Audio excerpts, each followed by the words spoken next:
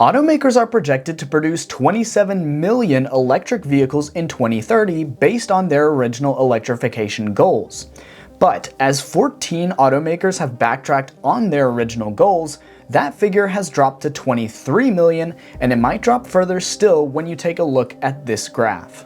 This graph shows EV sales figures in America per quarter from Q1 2020 till Q3 of 2024, and it appears to show that EVs are dying out and will be put into the history books. Following rapid growth from 2021 through 2023, in the last half of 2023 and the start of 2024, sales of EVs seem to be in freefall.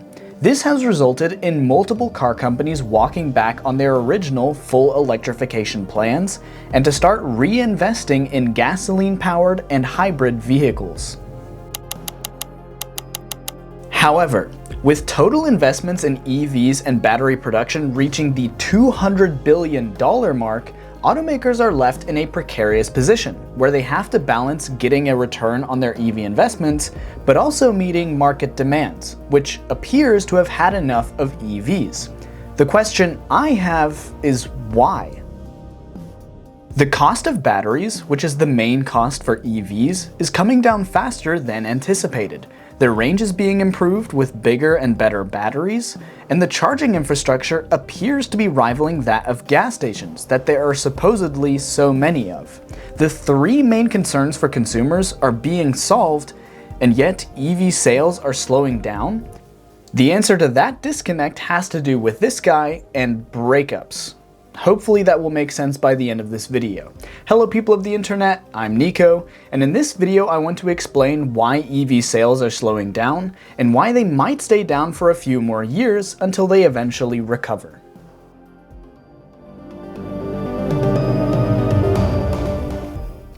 There are many reasons why people refuse to purchase an EV. Some psychological, be it range anxiety or a fear of the technology in the cars, and some logical, be it the cost, the time lost while charging, or maybe finding a parking space for it.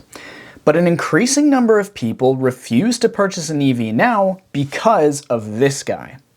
Here.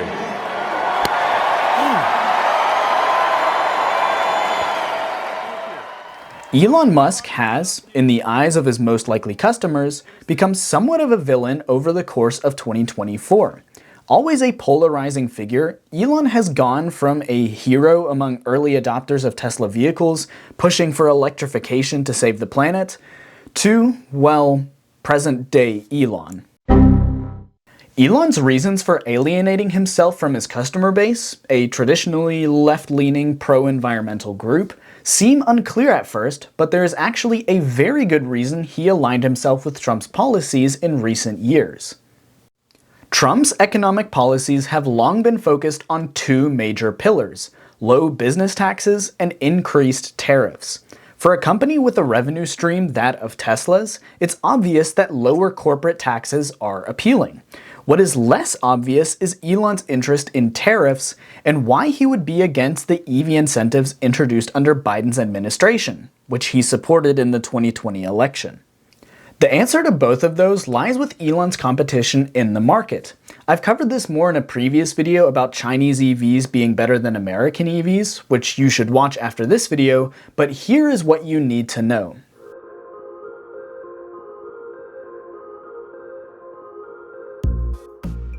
While Tesla did not have an easy journey to market dominance, having to prove electric vehicles to be a viable alternative to gasoline-powered cars, what is arguably causing Tesla more difficulties is its current situation in the market.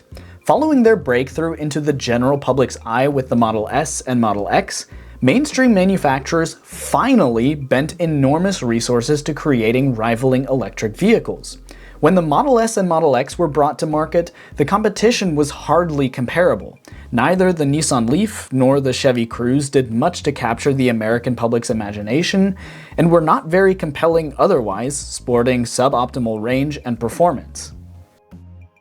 In recent years though, especially since the Inflation Reduction Act was passed, there have been far more car makers bringing their offerings to market. Between Tesla's offerings and the Mustang Mach-E, Ford Lightning, Rivian R1S and R1T, Lucid Air, and Volkswagen ID.4, just to name a few, the market has become very full very quickly. And even though Tesla still enjoys a majority market share, it has taken a steep turn for the worst in recent years. While there are multiple reasons for that downturn, the big one is the subsidies of the Inflation Reduction Act, which has enabled legacy automakers to finally compete with Tesla. Tesla's market share drop of nearly half is obviously a big concern for Elon. And since the subsidies of the Inflation Reduction Act enabled manufacturers to catch up, Elon wants to remove any possibility of even fiercer competition. As for his interest in tariffs, that gets into foreign territory. Literally.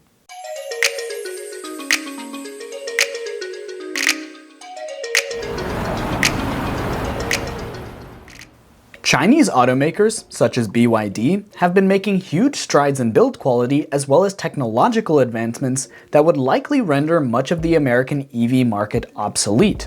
BYD's Seagull, priced at just $11,000 US in China, with a claimed range of 250 miles, demonstrates their ability to produce affordable EVs at scale, something that American manufacturers have struggled to achieve despite significant investment. China is also the world's largest automotive market and has, for the past 20 years, aggressively pivoted their auto industry to electric, well before America focused on EVs.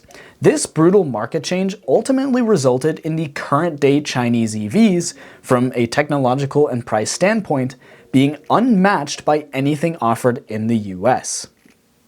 When you then factor in the unique economic system of China, where a lot of car companies are state-owned and can therefore artificially lower the cost of their products to undercut competition, the prospect of Chinese car makers entering the US EV market would be troubling even for Tesla.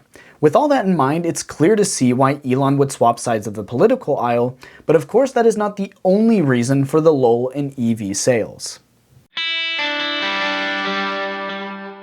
Globally, right-leaning political parties and their respective ideologies have been gaining popularity.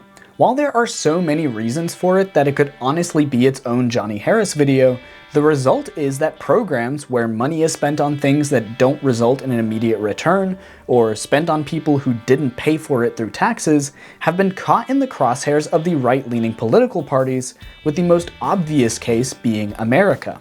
America first! Anyway, in addition to the spending cuts that remove incentives for a cleaner technology that will help the environment more than this stuff that so obviously causes a lot of problems, the rolling back of environmental regulations that is common with right-leaning political parties means the fossil fuel industry has an obvious priority over other energy forms. Technologies that threaten to replace or diminish the role of the fossil fuel industry are therefore targeted. But also by rolling back regulations, it gets easier, and therefore cheaper, to produce those fossil fuel products. And because it's cheaper, particularly in the case of gasoline, EVs are then in less demand, and less demand means less continued investment in the technology.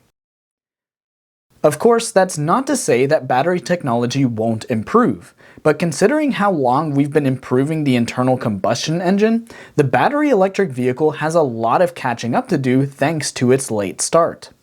The weirdest cause of slowing EV sales, though, is this. While improving battery technology should increase demand for EVs, as they meet the needs of more and more people, in a weird way, improving battery technology can actually cause people to buy less EVs. The clearest example of this happening was, predictably, with Tesla. And while it wasn't necessarily about improving the battery technology itself, it was about improving the one thing that batteries heavily influence, the price of EVs. In recent years, Tesla has dramatically lowered the prices of its vehicles. The Tesla Model S went from nearly $110,000 to under $80,000, and the Model X has had an even larger price drop. while also because of the tax incentives in that scenario specifically. Generally, with lithium-ion battery production seeing improvements and benefiting from scale, the cost will continue coming down, making for better electric cars. But the flip side is that consumers will see the continuously lowering prices and not be inclined to spend their money right then and there. Rather, they will most likely wait and see if the prices drop further.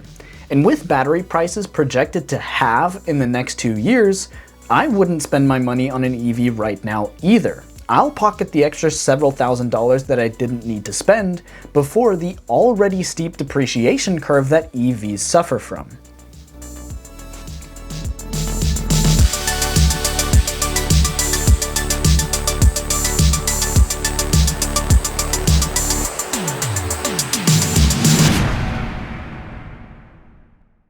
So what does the future of EV sales look like? Will we see unprecedented growth like we have the past few years, or will it be more steady?